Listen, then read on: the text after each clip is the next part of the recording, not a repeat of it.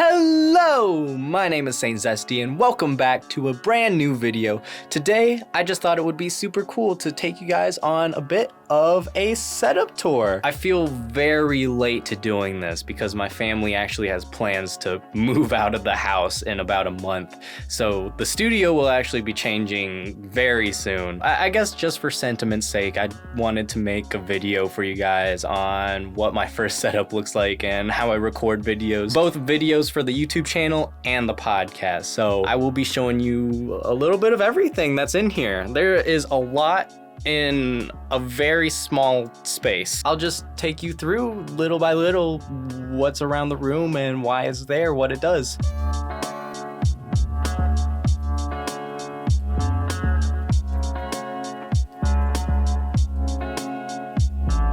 So the first thing you may be noticing is that almost the entire room is covered in acoustic foam. Underneath all the acoustic foam is a pink wall. Some of it is white, but most of it is pink, and we weren't about to have that. A lot of the budget for this room went into the acoustic foam and just putting it up everywhere. In fact, we didn't bother to get like another 100 pieces to fill up the ceiling because it was just so much. But yeah, when we first put together the studio in the spare bedroom in my parents' basement, we spent a lot of time and money just putting up the acoustic foam everywhere, and I think it paid off. The room looks super cool. It's super chill now. I'll start out with the backdrop back here. So here we have just like a little desk and a little lamp. I just put this here to make my background a little more interesting. In my earlier videos, it was just a plain black background, and eventually I added some lights, but it wasn't very interesting. It wasn't like a cool thing to look at. It just didn't have a whole lot of personality to it, I think. Here I have this paper lantern sort of thing. It has different shelves that I put different things on. Like here I have this pineapple. I got that from a Dave & Buster's during a school field trip. We got my candle that I always light before almost every video. We got this lucky cat, some Buddhas. Here, I'm just gonna turn the camera around. And then we have a Kids See Ghost vinyl. I just love the artwork on it, so I thought it would be cool to have in the background. And then we got this fake succulent and some rocks. I just think those are cool. And then moving over to the desk over here, this is just where I keep all my consoles. I used to have them out in like the living room where I could play them all the time, but I don't do much gaming outside of what I do for the channel anymore, so I figured that it would be easier to just bring all the consoles in here, and they're kind of hidden back here, but not really. I think it's just like a nice little setup to have here. We have another light back here, and it shows off the succulents, the fake succulents here a little more. And then to each side, we have my games collection. We got some Xbox games over here. I got Dark Souls 3, Fallout 4, Halo, yada yada yada, a bunch of different things. We even have some 360 games that I like to play from time to time. And then on this side, we have the PlayStation games, Shadow of the Colossus, The Last of Us, Spider-Man, just some absolute bangers. So that's sort of my backdrop, I guess, for my YouTube videos. I just think it's a nifty little thing that adds some personality to the videos. Excuse me, Mr. Chair. This is my gaming chair that I use. It was like 150 bucks on Amazon. Von S gaming chair. I picked this chair just because it was different from what most people have. Most people have like the GT Racing, or another popular one on Amazon is Hummel. I wanted to be a little different, and I just thought that this was a very nice alternative. I thought the design was really cool, and it looks very nice and is very comfy for the price. Over here is where all the magic happens. This right here is my gaming computer. It was a pre-build. It was an MSI Aegis. It was super cheap at the time for what it has in it. So inside we have a Intel Core i7 10700K CPU. And there we have 32 gigabytes of RAM. Each of these sticks is 8 gigabytes, so it adds up to 32 gigabytes total. I would like to upgrade to 64 gigs of RAM in the future because that mostly helps with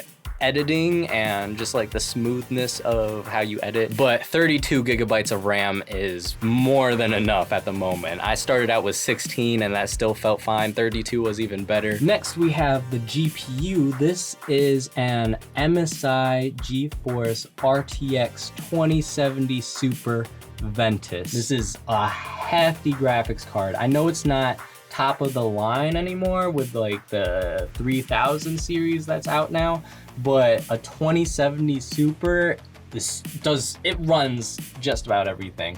I could not be happier with the GPU I got. Something to upgrade in the future, since there are definitely newer GPUs out now, but for right now it is more than enough to run all the games and record everything and editing. It is beautiful. Let's see here, what else is in here? Somewhere in here there is a 1000 gigabyte SSD. I don't know where that is. There it is. There's the M.2. And then I also have a 4 gigabyte hard drive in the compartment here. And underneath the GPU, we have the capture card that I use to record my console games on. So yeah, that's my little gaming rig there. That's where all the business happens. That's where all the gaming happens. It's all done through this bad boy right here. Time to pull the chair back up. And I'll show you guys kind of what my setup looks like at the desk. So this is what my desk looks like. I just used the MSI keyboard and mouse that came with the computer. They work well enough. I do want to upgrade these soon enough, but they work perfectly fine. It's a good keyboard and mouse combo. They look nice, they work well, so I'm not really worried about upgrading anytime soon. And here are my monitors. They are both Asus monitors. This one is a Pro Art display.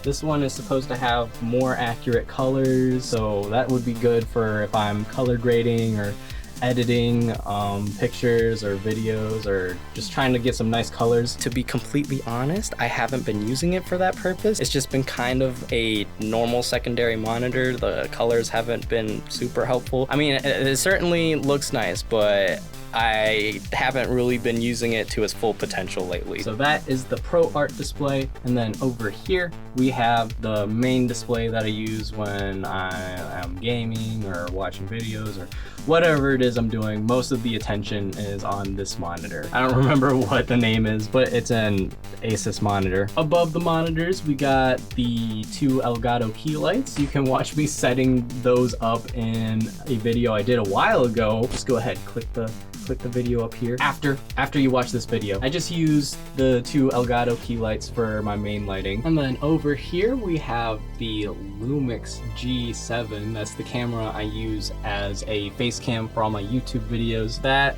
is hooked up through an HDMI port that goes around to the back here, hooked up to a Camlink 4K, also by Elgato, that goes into the computer.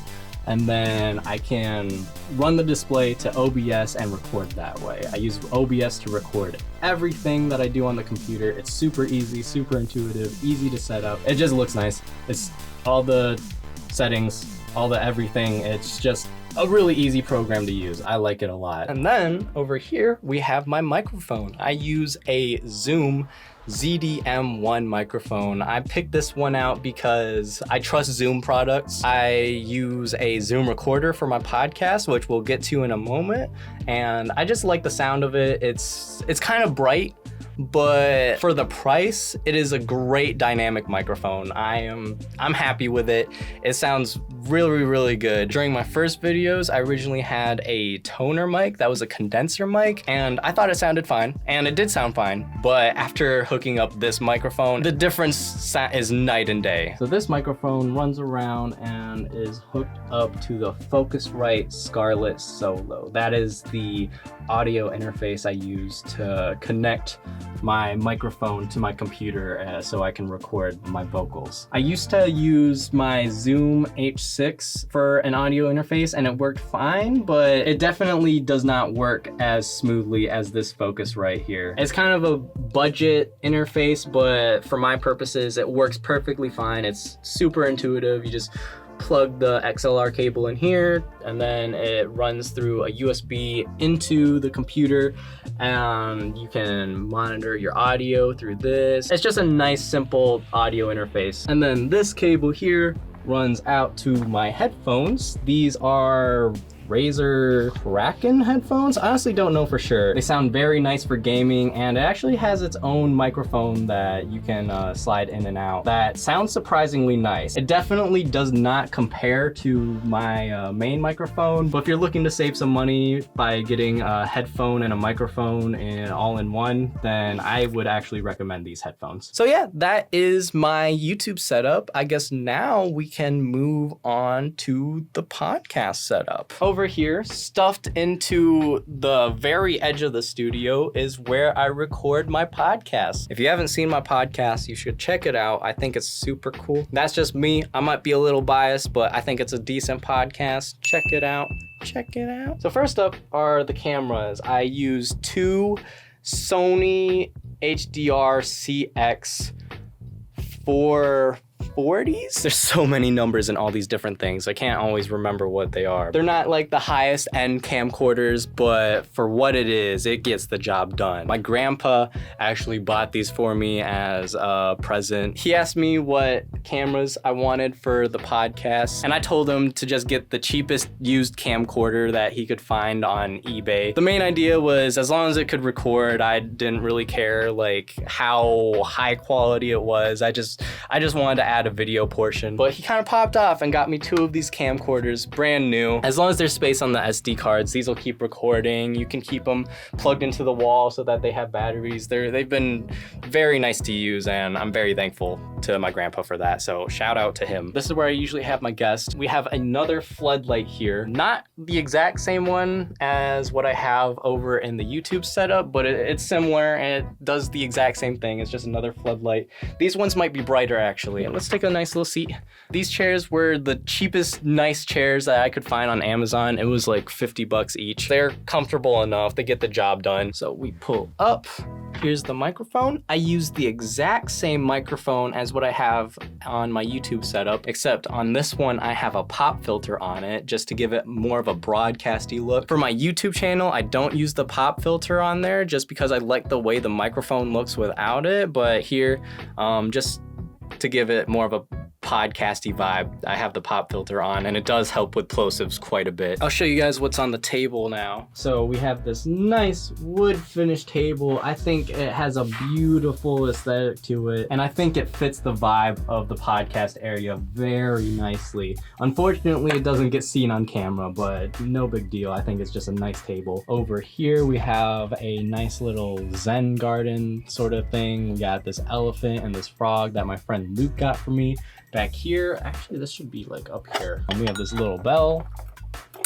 It just rings. Here we have all my incense burners. This one burns the sticks and this one burns the cones, and sometimes I just light incense on the podcast. Oh, what is this?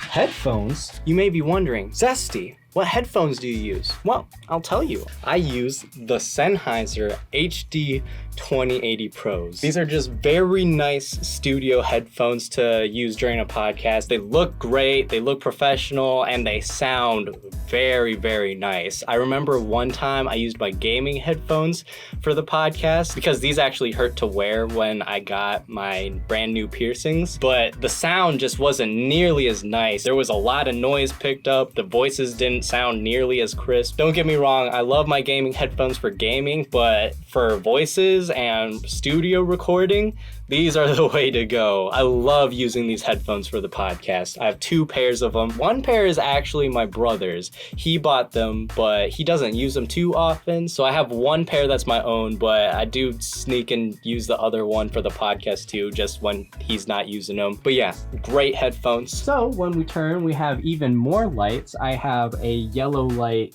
down here that I use sort of as a backlight just to separate whoever's on camera from the background a little bit. Over here we have the ring lights. These really carry the podcast. Actually, when I'm recording, I always put a plastic bag over the top of each ring light just to show you guys. I usually put a plastic bag just to diffuse the light a little more. If I don't have it on, the light comes out very harsh, but with the plastic bag, it spreads out a little more, it diffuses the light, and the people just look significantly nicer with it. Now I'll come over here to my side of the podcast to show you the technology that goes behind it. So I already showed you the microphone, but over here is really where it all happens. This is my handy dandy Zoom H6 recorder. This is the piece of equipment that the microphones get plugged into. They run into here, and I can just hit this record button and the podcast will start recording, and it sounds great. It wasn't good as a USB audio interface,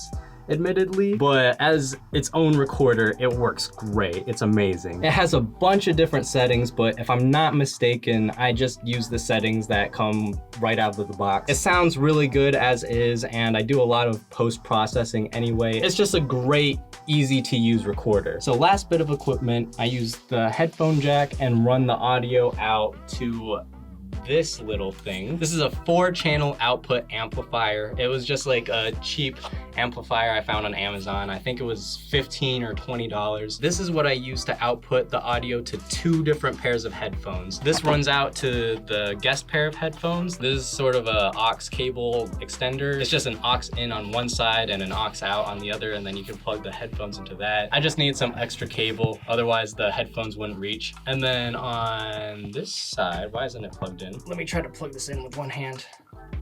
There we go. So this end runs out to my pair of headphones, and then with the different knobs, I can adjust the levels. In case I like the levels at a certain volume or my guest likes them at a different volume, I can adjust each output individually, and yeah, it's just a really nice way to output the audio to both people so that they can listen to themselves and each other. I believe that's about it. So yeah, that is my YouTube and podcast setup. I will be keeping most of the equipment the same, probably even all of it, but the room will definitely be changing in about a month, assuming that the plans to sell the house go through. I just wanted to show you guys my setup for both of these and just to have like a record of what it looked like when I first started. I hope this video helped you out. Maybe this gives you an idea of what equipment to get for yourself, whether you want to do YouTube or a podcast.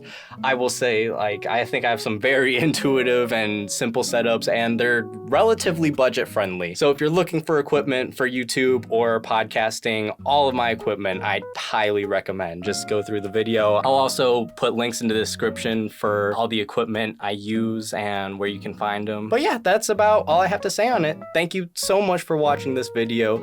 I hope y'all have an awesome day, and I'll see you in the next one. Bye-bye.